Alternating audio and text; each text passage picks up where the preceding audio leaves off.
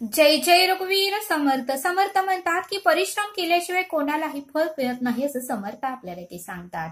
आणि म्हणून समर्थ म्हणतात की लहानांपासून ते मोठ्यापर्यंत, पशु पक्ष्यांपासून, प्राण्यांपासून, वनस्पतीपासून सर्वांना त्रास आणि कष्ट आणि परिश्रम केलं तरच प्रत्येकाला फळ मिळतं असं समर्थ आपल्याला ते सांगतात. आणि म्हणून समर्थ म्हणतात की घरातही एखाद्या ताईला जेवण बनवण्यासाठी स्वयंपाक बनवावा लागतो आणि स्वयंपाक तयार करण्यासाठी खूप तिलाही परिश्रम घ्यावे लागते, कष्ट घ्यावे लागतात आणि मग तो स्वयंपाक 2-3 तासाने तयार होतो असं समर्थ आपल्याला ते सांगतात. आणि मग तो स्वयंपाक तयार झाल्यानंतर आपण सगळे घरातले जीवू शकतो असं समर्थ आपल्याला ते सांगतात. आणि म्हणून समर्थ म्हणतात की परिश्रम हे सर्वांना घ्यावं लागतं. समर्थ म्हणतात की ज्यावेळेस पक्षी पहाट होते त्यावेळेस घरट्यातून बाहेर पडल्यानंतरच त्यांना सुद्धा आपल्या पोटाची भूक भागवण्यासाठी इकडे तिकडे कुठे अन्न मिळते का, कुठे ज्वारीचे दाणे मिळतात का, हे शोध घेण्यासाठी त्यांनाही बाहेर पडावं लागतं, प्राण्यांनाही बाहेर पडावं लागतं, पशु पक्षी यांनाही बाहेर पडावं लागतं. आणि मग त्यांना कष्ट केल्यानंतर आणि मग त्यांना परिश्रम घेतल्यानंतरच त्यांना पोट भरतं आणि त्यांना जे काही खायला आहे ते मिळतं असं समर्थ आपल्याला ते सांगतात. आणि म्हणून समर्थ म्हणतात की सृष्टीवर प्रत्येकाला कष्ट घ्यावेच लागतात. सृष्टीवर ज्या ज्या व्यक्तींनी ज्या पशु पक्ष्यांनी जन्म घेतलेला आहे त्या सर्वांना कष्ट हे परिश्रम हे घ्यावेच लागतात, तरच प्रत्येकाला फळ मिळतं आणि तरच प्रत्येकाचं पोट भरतं असं समर्थ आपल्याला ते सांगतात. आणि ते समजावून सांगण्यासाठी समर्थ आपल्याला एक बोध सांगतात. समर्थ म्हणतात की एका गावामध्ये राजा हा दानशूर होता, सर्वांना दानधर्म करत होता. एक दिवशी मात्र राजाच्या मनात आलं की आपण अशा एका व्यक्तीला दान करूया की जी प्रामाणिक आहे, जी कष्ट करते, जिचा कोणताही प्रकारचा स्वार्थ नाही आणि ती फक्त प्रामाणिक उत्तमाची व्यक्ती असेल त्या व्यक्तीलाच आपण जे काही दान देणार आहे ती व्यक्ती आपण शोधली पाहिजे आणि त्याच व्यक्तीला जे काही आपण हिरे, सोने, पैसा देणार आहे ते त्या व्यक्तीलाच मिळावं असं राजाची इच्छा होती. पण राजाला प्रश्न पडला की ती व्यक्ती आता शोधायची तरी कशी, कारण कुठलीही व्यक्ती स्वतःहून म्हणणार नाही की मी खूप प्रामाणिक आहे आणि मी कधीही कोणाची चोरी केली नाही किंवा मी कधीही कोणाचा काळा पैसा घेतला नाही किंवा कोणाला कधीही मी लुबाडलं नाही, असं कोणतीही व्यक्ती राजासमोर येऊन म्हणणार नव्हती. त्यामुळे राजाला प्रश्न पडला की आता अशी व्यक्ती कशी शोधायची तरी कशी.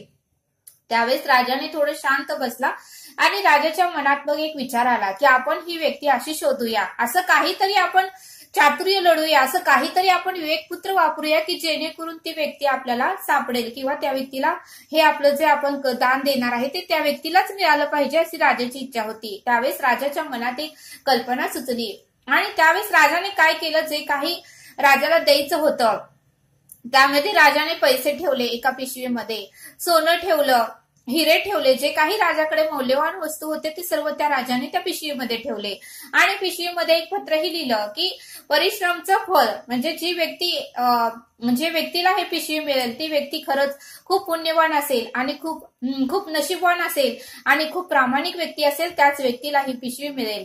आणि असं त्या पत्रामध्ये राजाने लिहिलं आणि ते पत्र त्या पिशवीमध्ये ठेवल्यानंतर राजाने काय केलं, संध्याकाळी 2 वाजता म्हणजे रात्रीची वेळ होती आणि कोणीही रस्त्यावर नव्हतं, त्यावेळेस राजाने ठरवलं की कोणीही बघायचं नाही, अशा वेळेस आपण रस्त्यावर जायचं. आणि मग 2 वाजले रात्रीचे, राजा एकटाच वेशभूषा बदलून रस्त्यावर गेले आणि त्या रस्त्यावर राजाने एक भला मोठा दगड आणून ठेवला, बरोबर रस्त्याच्या मध्येच ठेवला आणि त्या दगडाच्या खाली ती पिशवी ठेवली.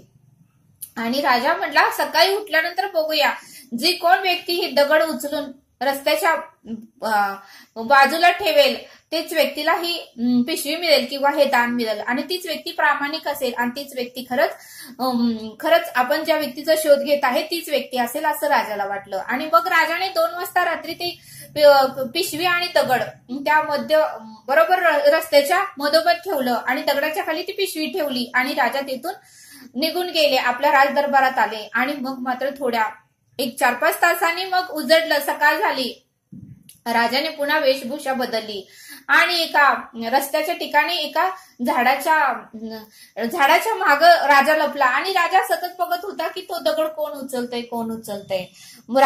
दुपारचे 12 वाजले तरी कोणीही तो दगड उचलायला तयार नाही. प्रत्येक जण दगडाच्या बाजूने, दगडाच्या कडेने असं जाऊ लागलं. प्रत्येक व्यक्तीला त्रास होऊ लागला. मोठ्या गाड्याही याई जायचं त्रास होऊ लागला. तरी मोठ्या फोर व्हीलर गाड्या सुद्धा कडेने येऊ लागल्या, ट्रक ही कडेने जाऊ लागले. पण एकही व्यक्तीच्या मनात आलं नाही की प्रत्येक वाहनांना त्रास होत आहे, येणाऱ्या जाणाऱ्यांना त्रास होत आहे.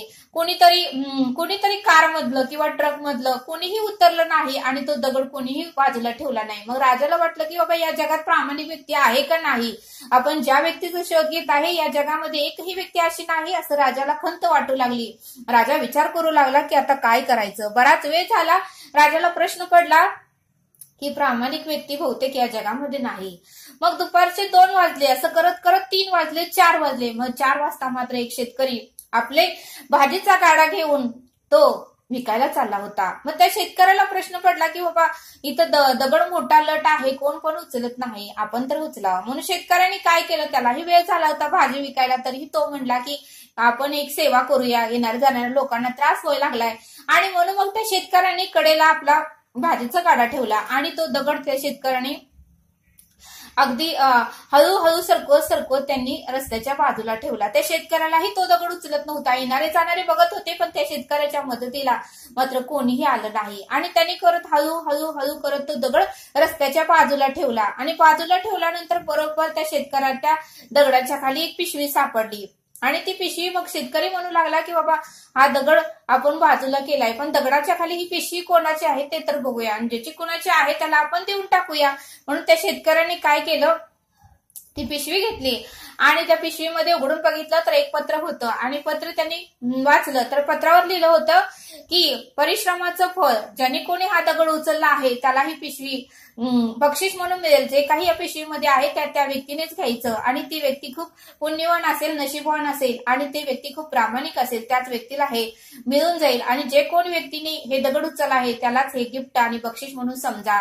त्यावेळेस त्या शेतकऱ्याला खूप आनंद झाला आणि त्याच्या डोळ्यातून आनंद अश्रू वाहू लागले. कारण तो अत्यंत गरीब होता, त्याला राहायला घरही नव्हतं आणि संसार कसा बसा तरी भाजी विकून तोच करत होता. आणि मग मात्र त्याला आनंद झाला. मग त्या राजालाही आनंद वाटला की खरंच प्रामाणिक व्यक्ती आपण शोधली आणि खरंच हा व्यक्तीच नशीबवान आहे, पुण्यवान आहे आणि या व्यक्तीला ही बक्षीस मिळालं. आणि राजालाही आनंद झाला. राजाही राजवाड्यात आला. समर्थ म्हणतात या बोधातून आपल्याला हे शिकायला मिळतं की कष्ट केल्याशिवाय फळ कोणालाही मिळत नाही. भगवंत परब्रह्म ह्याला सुद्धा कष्ट आहे, त्रास आहे, वेदना आहे. मग आपण तर मनुष्य आहे. आणि म्हणून समर्थ म्हणतात की कष्टाचं फळ कधीही उत्तमच असतं.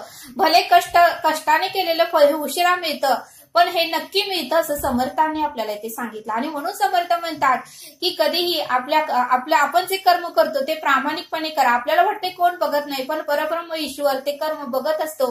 आणि म्हणून समर्थ म्हणतात की प्रत्येक काम हे उत्तमाचे करा, प्रामाणिकपणे करा, आणि त्यामुळेच आपल्याला पुण्य प्राप्त होतं आणि त्या परिश्रमाचं फळ आपल्याला नक्कीच मिळतं असं समर्थांनी या बोधातून आपल्याला समजावून सांगितलं. तरी आता आपण इथेच थांबू. धन्यवाद. जय सद्गुरू.